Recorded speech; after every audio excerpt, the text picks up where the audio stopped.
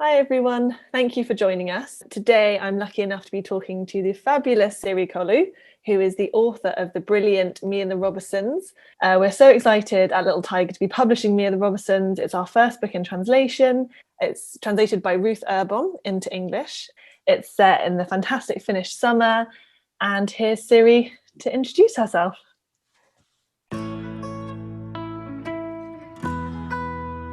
The story started with my 5-year-old asking for something new and nice to read. I was reading my son some fairy tales with princess and princess on it. And what he said, "I'm neither brave or handsome. Can you please tell me something that is true?" So he wanted a story with fast cars. He wanted the story of a little bit of spying and friendship, and then loads and loads of candy. So that's a really nice order to fulfill. If you sort of pull in everything, you get the Me and the Robbersons. The story is there. Yeah, so we meet in the Robbersons, the main character is Maisie. And could you sort of give us a little bit of an overview of what happens to Maisie without too many spoilers?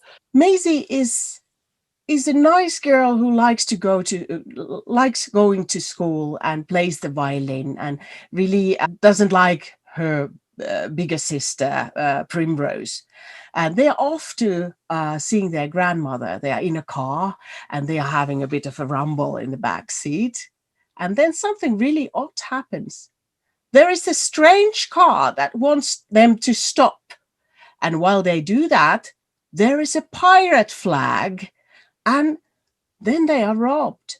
They're robbed of everything really nice, like candies and fresh pies and Barbies and comic books. But in the end, they rob the main character, Maisie, as well. They want her to be the friend to the robber children. The robber family has 2 children as well. So that's an adventure starter, which is like, boom, I'm stolen. What happens now? And what happens now is the adventure of a lifetime.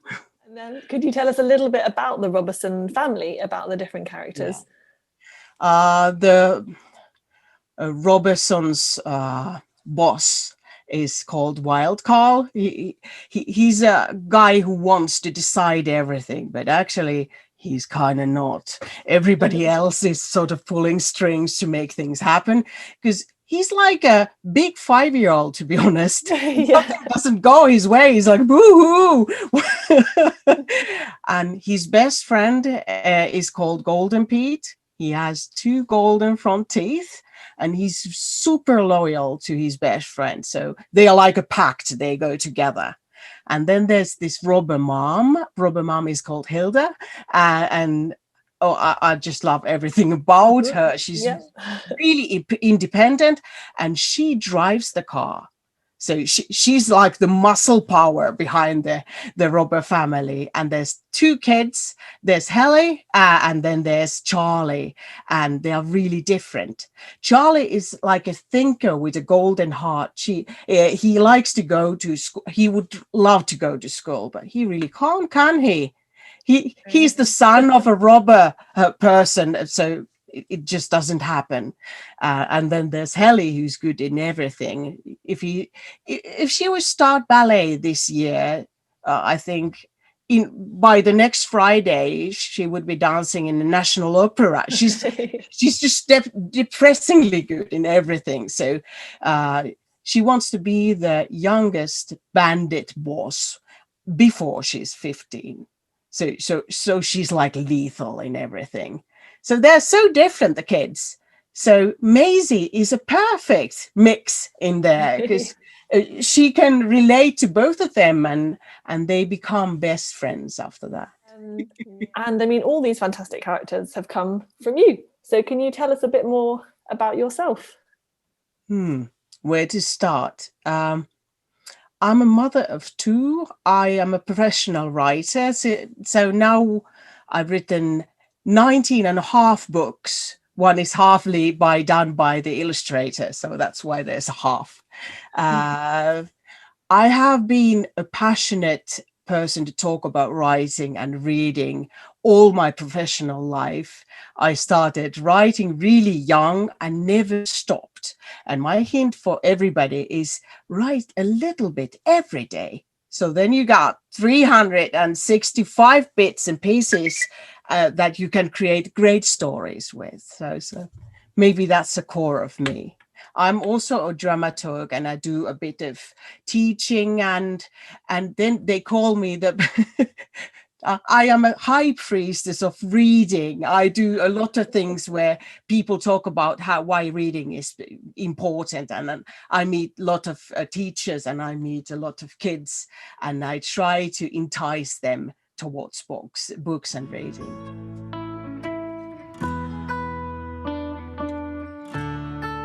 So Siri is going to read us a passage from Me and the Robbersons, and the passage that we've chosen is from a few days in, when Maisie she's getting to know the Robbersons, she's getting used to life on the road, and she's even starting to have a little bit of fun. So Siri, over to you. As the days passed, my mood changed. I secretly began to enjoy being on the road. We'd yell, "Beach!" when we caught sight of a good swimming spot. Then Hilda would slam on the brakes, creating a cloud of dust on the dirt road.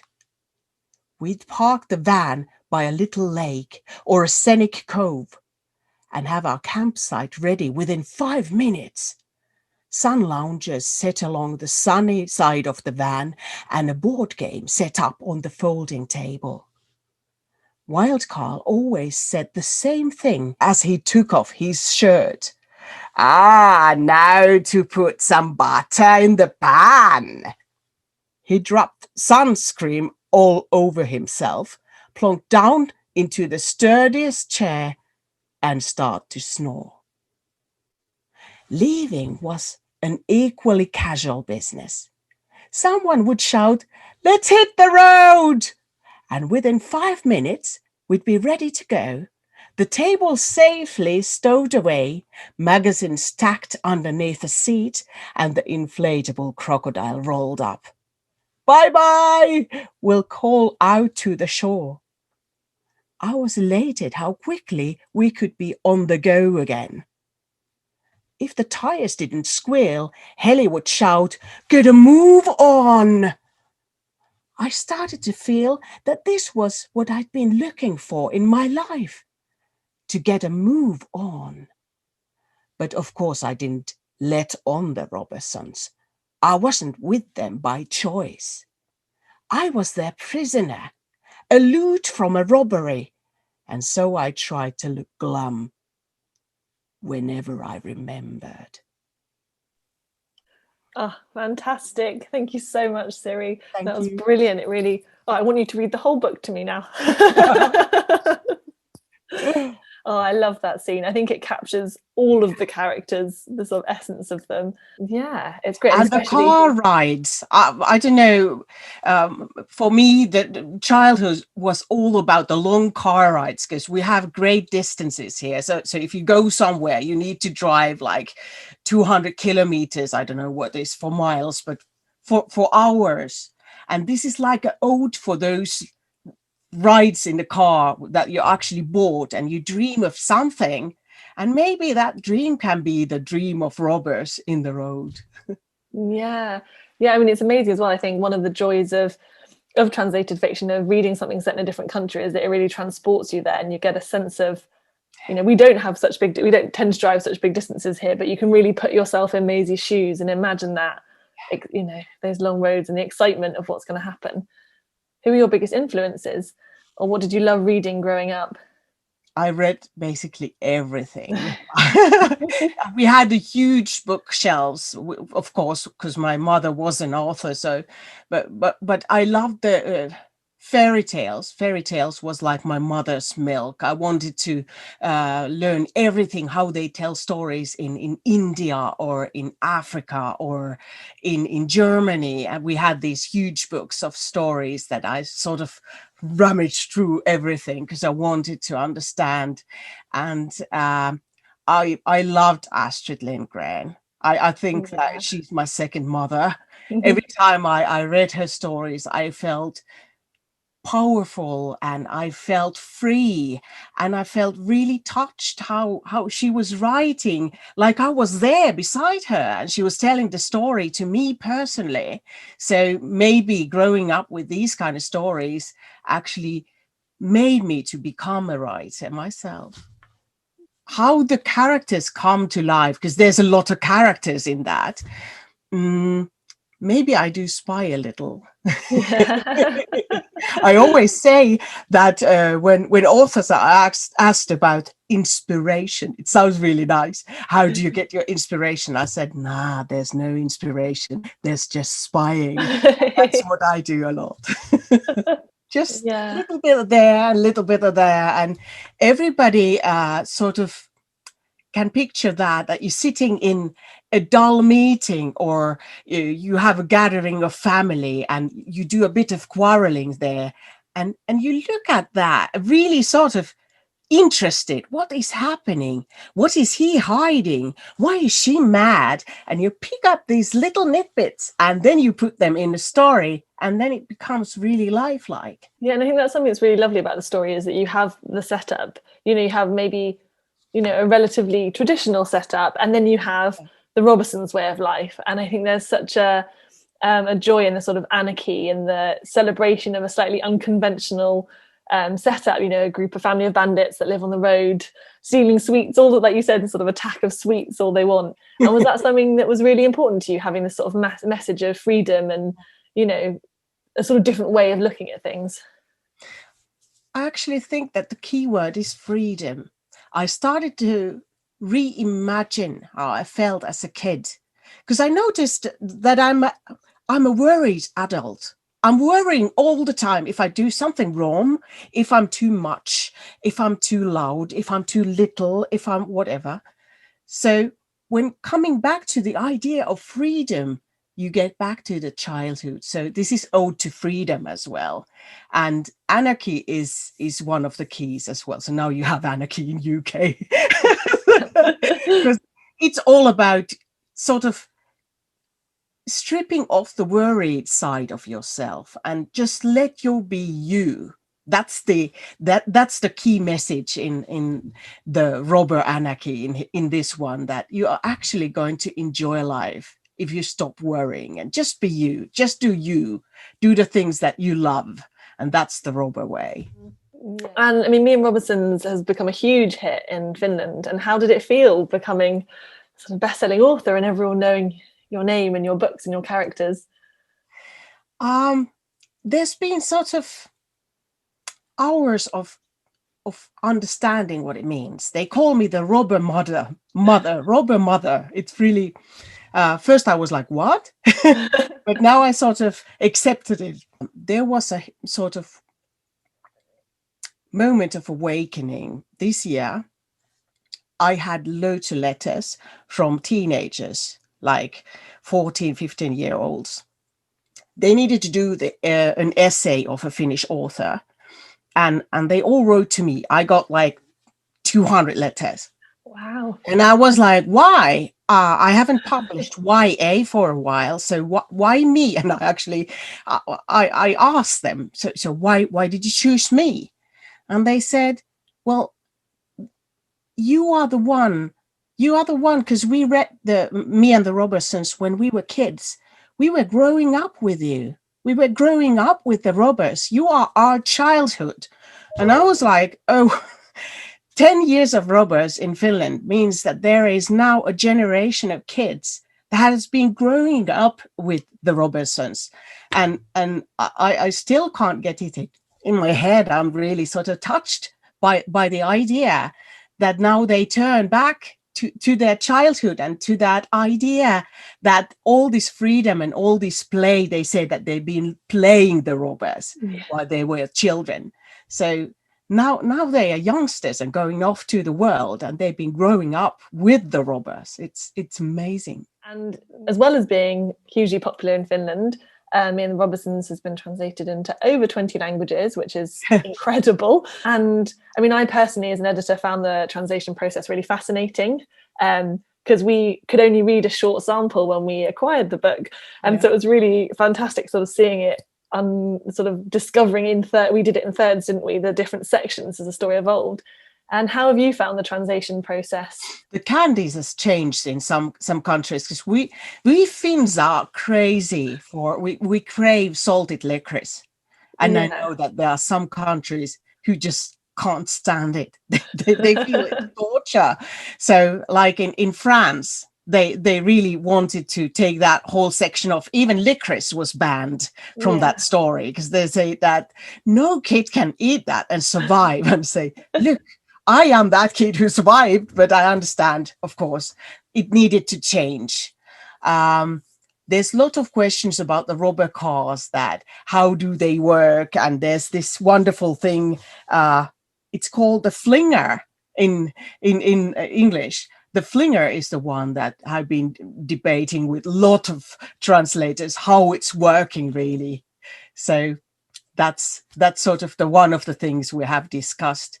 But I have to say, looking at the process of translating this into English, it has been magic. It seems like the translator Ruth has just sort of seen things from my head. Because when I read it, I giggle. It feels like I've written it to English. Of course, I haven't. It's her doing. But it has been a really easy and almost a magical process to witness how it's come into life in English. Oh, that's so great. Yeah, Ruth Urbom she's the translator, and she did a fantastic job. And it was just so interesting sort of talking to her, because obviously the characters' names changed, because Maisie in the Finnish book is Vilja. Yeah. And the Robbersons are Rosvolat. Yes. Is that right? Yeah. And it was interesting looking at how Rosvolat became Robbersons, because I think Ruth mentioned that Rosvolat is a made-up surname, I think. Yeah.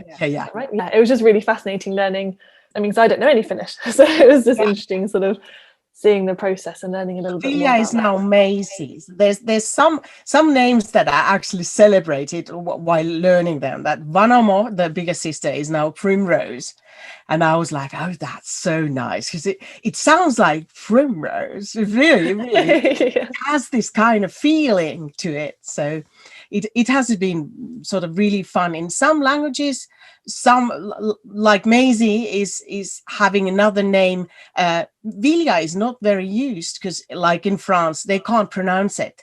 So she's called Lisa in those ones for Alice in Wonderland, of course. So we are bowing to your direction once more. So, but yeah, it feels like it's been written by me. Even the names, I feel that they are really homely and really, really nice. I like to be Kate. I've been accused to being Kate Robertson, so I like to be Kate now. Yes. Yeah, she's such a great character. I love the scene where she's wrestling Wild Carl, and you realise that they're brother and sister, and she's sort of so practical, and they're sort of up writing late at night. Yes. Yeah. He has a secret. She's the robber. She's the robber leader's sister, but in secret, she's writing romantic stories, romantic novels under a hidden name. So that's why I call myself Kate, because I am a writer as well. So there's a kinship over there, how she's looking at things. So maybe this to the ones who haven't read this story yet. So that's why I am Kate, because she's a writer too. Yeah. Oh, now when they do read it, they'll be picturing you. They read Kate. You know, there's been maybe 10 performances in stage of me and the Robbersons, and they every time they invite me to the premieres, and every time she looks like me.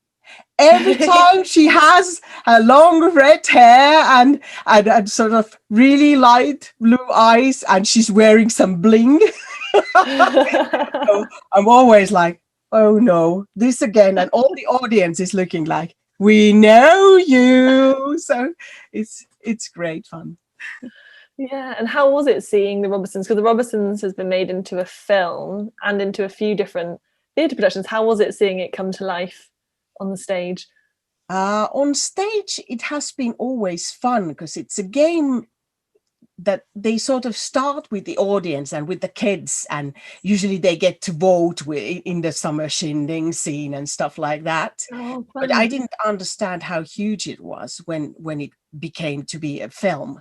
And I remember when I was on the first screening, and there was this film production crew and me, and there was this whole studio was filled with people, and nobody watched the screen besides me. They all watched my face. Like, does she like it? Does she laugh? No, no, no, she's biting her nails. Is it good or is it bad? But it feels like there's a film camera that's been pointing in my brain, and now it's there. They are really hippie, this family. They are even more hippie than I maybe portrayed. It's really lovely. They actually, during the filming, this is a nice sort of little thing to tell. They ate 100 kilograms of candy. And Wow. even the kids hated it. They said, no more filming days. I can't munch more candy anymore. It's horrible. But just the summer and 100 kilograms of candy. I think that's the story to tell. So, as well as writing fantastic books and seeing them come to life, you're also a writing mentor and a script doctor. Would you be able to tell us a little bit about what that involves?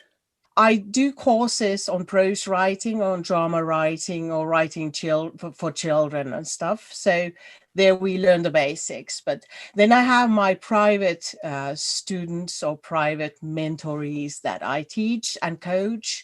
And it's just a job that I love. It's going into the manuscript and finding the beating heart, the essence of the story, and trying to find the ways that the story wants to be written. So I'm there to help, and I'm there to guide the people and just be on the same level with them and sort of pushing them forward to do things. And usually I'm there when the first version comes, and then the second version comes until the end. And when it's sent to the publishing houses, then I'm gone. So I'm like a shadow in the dark, and I go away when the story is finished. But it's nice. Writing is so lonely at sometimes. So it's so nice to have a dialogue, and it's so nice to talk about the characters and the world and the sort of arc structure in the manuscript, and how to make it best possible, how to make it breathing and connect to the audience. That's what the script doctoring is all about. If you start writing, there's one thing that you might not know in beforehand. You get to be friends with the characters. So even though it looks that I am alone, when I write, I am never alone. I'm with these people I'm writing about. So that's what I'm telling the kids every time. Do write stories. The friends will surround you. Your characters will embrace you in every moment in your life. And because obviously the readers, you imagine the characters and they become like friends. But obviously for a writer, you have that even more so. So, thank you for sharing those insights with us into the story and into your writing and writing in general. And now we're going to have a quick fire round. Right, so you ready? I'm never ready, but okay. Oh. So, yes. Licorice cars or jelly beans? Licorice cars, of course. Sweets or ice lollies? Ice lollies. Yeah.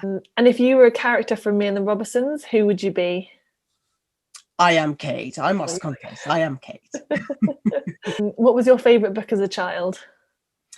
I think it was Pippi Longstrump, I have to confess. And your favourite book now? Oh, I have it here, but where is it gone? It's here. Oh, I love that book. I love this. This is so clever.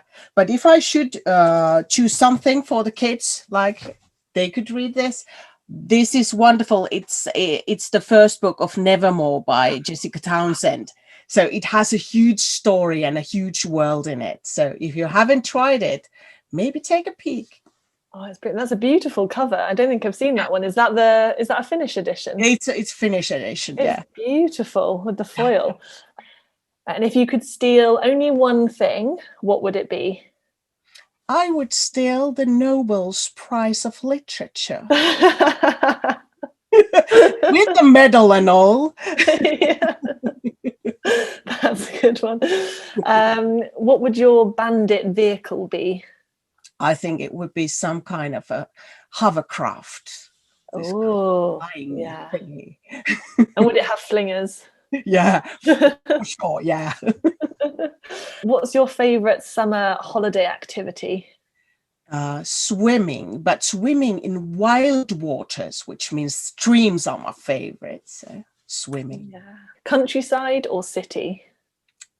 Nowadays, with COVID and lockdown, it's countryside. The more wild and more free it can get. Your favourite literary character? I started with Pippi, but now I would say still Willy Wonka from Roald Dahl's Charlie and the Chocolate Factory. He's mesmerizing. He's a bit odd and wild, and I love just everything about Willy Wonka. Yeah, and sweets, sweets and chocolate. And do you think you're more Helly or more Charlie from the story? I wish I was Helly, because Helly is good with everything and doesn't fear anything, but I think I'm Charlie. Oh, but Charlie has a really inquisitive brain, I think, and lots of ambition. And he's a good friend. And that's what I'm always thinking about. I'm a good friend. I want to be a good friend. Yeah. Oh, and then would you say you're more Wild Carl or Pete? I am Wild Carl. I have this exuberant character that wants space sometimes and boo-hoo when I'm feeling down. So yeah, Wild Carl is my choice. Yeah. And do you have a captain's coat like Wild Carl? Or what would your favourite captain's coat be? My favorite captain coat would be black, and long-sleeved slimming and black. Of course, I need that one, and I need the cap as well. So, I actually have one cap. It's been given by me by a fan. Yeah. So if inspiration is not here, I put it on and then I write. Amazing. So when you're flying your hovercraft bandit vehicle, you can wear your hat. Like to pressurize me, my hair floating in the wind, and they're just giving me everything. Even the Nobel Prize, they're just giving it to me when I arrive to the royal court and just snatch it. So, yeah. I think that might be a book in itself. Yeah. And do you prefer books or films? That was a hard one. Books. Yeah. And films or plays? And another hard one, I prefer plays because of the live audience, and I miss it. I miss it tremendously. It's been 1 year of silence here. We have no plays here, so it's forbidden to be open for the audience in the theaters right now. And my second background is from the theater, so my heart is weeping for the people inside the theater that are doing their wonderful job, and they don't have anybody to see it. So plays. And what would your signature crime be? It could be the Nobel Prize snatching, maybe. I wish my signature crime would be that I could portray somebody so lifelike that it would be a crime. That's a good one. One could only wish for. So let's see. And at the summer shindig, what would your event be? Would you be baking and battle? No, this was guess and grab, not guess and grab. Guess and grab. No. I think I might just roll up my sleeves and then bake and battle. I think I would like to see it. I would like to feel it. And when I'm there, I'm unstoppable. Yeah, and you wouldn't need to resort to putting salt or sand in it to win. And do you prefer summer or winter? Both are nice, but summer is better, I think. Now we had a long winter. Summer. Yeah. Oh, and then another foodie one. Do you prefer meatballs or eggs and bacon on your crisp bread?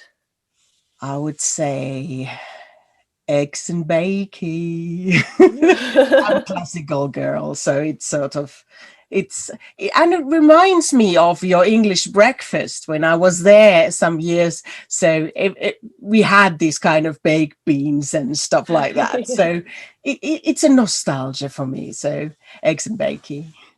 Do you prefer playing Yazoo or chocolate sixes? I'm actually quite ace in Yazoo. I have a wicked hand for that. But if there's chocolate, call me in. So the chocolate sixes is my answer. Yeah, because they're both games that they play in the book. And actually, chocolate sixes is a game I used to play with my family. And I don't think I'd ever really, I don't know, we used to play it just as a family. I never played it with anyone else. So reading it in the book, I was like, oh, this is this game we used to play. Yes. It's nice, and if you have just one sort of bar of chocolate, it is a nice way to both play and have a good time and then enjoy the chocolate. So it's a nice thing to actually sort of, there's tension in the air, and the most important thing is if you get a 6 and you get your chance to eat, you need to make the sounds. I just love this. So everybody else is desperate to get the 6 in to take their bite as well. But it's a lovely game. So now we know all more things about you, and we'll be on the lookout. The Nobel Prize are going to have to be on the lookout for hovercrafts and captain's hats. So now, for any aspiring authors who might be watching, would you mind giving some creative prompts to set them on their writing path? I have 2 things for you. One is magic. What if? If you put on what if classes like this, I look like Dame Edna, don't I? So think a little and write about what if. What if is a question that could do with the things like, what if your best friend is invisible every Wednesday? What if you get a secret key to a secret door and you don't have any idea what's there? What if you don't eat candy for a year, you get a pair of wings? So pick your best what if and write a story. That's the first one. And the second one is a bit naughty. Okay. So I confess that I do a lot of spying. So it's a spying game. So the second thing, choose an adult and do a little spying. What does that person do? If that person belongs into a story, what kind of character would she or he be? What is his or her secret? And of course, the story is boring if there's just a grown-up in that. So please add some clever kids who actually solve that secret. And maybe there's an adventure in that too. So there's my 2 things for you today. Thank you. I know I'm going to be thinking about what's behind that secret door now for the rest of the day. Brilliant. Thanks so much, Siri. I think that'll be really helpful for lots of writers to get going, because that's often the thing, I think, is sort of knowing where to start with a story. So having a few ideas of... Yeah, the starting is like, you could start everywhere. Not even I don't write the first paragraphs. I write what I see. Start what you see. That can be the final rumble in the end. That can be the nice meeting with the friends. And then you can think about what comes after, what comes before. And I'm really I'm hoping that you do write your own stories. My favorite thing to tell to kids is that that you have your personal fingerprint, that if you do crimes, they can catch you because you have your own pattern. But you have your story fingerprint too, that is personal. So when you write about something, that's just your own voice. And if you don't use that, we'll be missing that from the world. So please put your fingerprints everywhere and do a lot of stories for us to enjoy. Thank you so much. Thank you.